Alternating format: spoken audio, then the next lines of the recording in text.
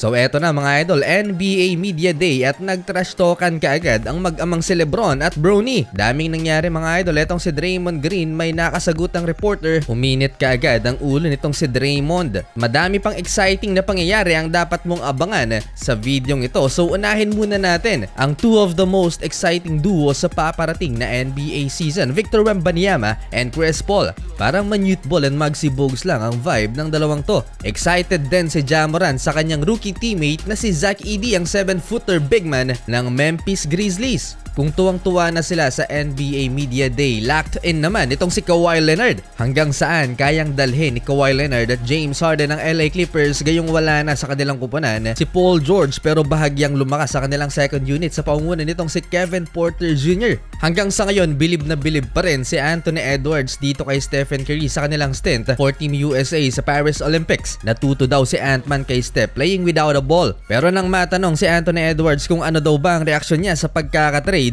ni Karl Anthony Towns patungong New York, napakamot na lang ng ulo si Ant-Man.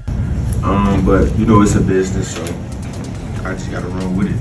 So yun, business is business at walang nagawa si Anthony Edwards. Balitang Golden State Warriors, hindi na iwasan ng reporter na matanong si Stephen Curry sa pagkakamiss ng Warriors na makuha ang isa kay Paul George at Lauri Markkanen.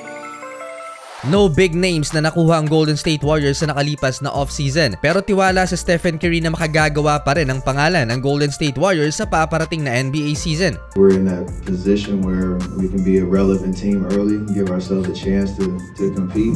Medyo madami-dami ang bubuhati ni Stephen Curry. Isa na nga itong si Draymond Green na hindi nagustuhan ang tanong ng isang reporter at nakipagsagutan pa mga idol. Worried. Because they know the team needs you, But they don't feed and they don't know if you're going to be here. doing this. I'm here. I've been here for 13 years now. If you're going to be here every night. Kung may problema ang Golden State Warriors, mukhang masaya naman si Klay Thompson sa kanyang bagong teammate na si Luka Doncic. Kung may magbe-benefit man sa playmaking ni Luka, ay for sure etong si Klay Thompson ang mas mabibigyan ng bola. Even watching him play, like, Luka Magic's real. Sinabi rin ni Klay Thompson na best I've ever seen daw ang nakita niyang pick and roll kay Luka Doncic sa mga nakalipas na practice ng Dallas. Nagsalita naman si Kyrie Irving sa pagretiro ni Derrick Rose sa NBA. Sinabi nga ni Uncle Drew na si D. Rose ang one of his favorite NBA player growing up.